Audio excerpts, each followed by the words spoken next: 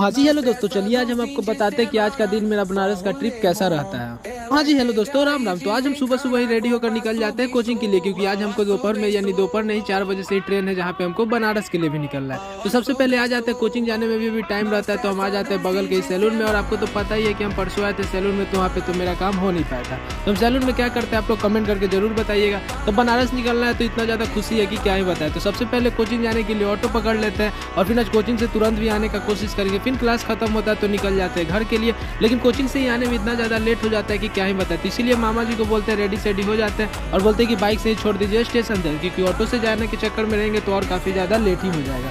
तो किसी तरह से आ जाते हैं। हमको तो लगता है कि ट्रेन छूट जाएगा, लेकिन 7 नंबर प्लेटफॉर्म पर ट्रेन मेरा पकड़ा जाता है। फिर पटना जंक्शन को बाय बाय करते हुए निकल जाते हैं बनारस के लिए। हम तो मस्त गेट के बाहर ही बैठ जाते हैं और शाम में बैठते हैं और बैठते बैठते ही रात हो जाता है। कब हमको तो टाइम का पता ही नहीं चलता। फिर तो हम गेट पर ही बैठे हुए रहते हैं और कौन कौन सा स्टेशन आता है और जाता है हमको तो कुछ पता ही नहीं चलता है। तो हम तो बस बाहर बैठकर मजा ही लेते हैं। तो फिर उसके बाद अंदर आ जाते हैं, कुछ देर बैठते हैं। फिर अंदर बैठे बैठे भी हम हो रहे थे बोर, तो कुछ देर अंदर ही बैठते हैं और फिर उसके बाद बाहर निकल जाते हैं, क्योंकि अब 4-5 घंटे का सफर है तो बैठकर तो मन लगेगा ही नहीं।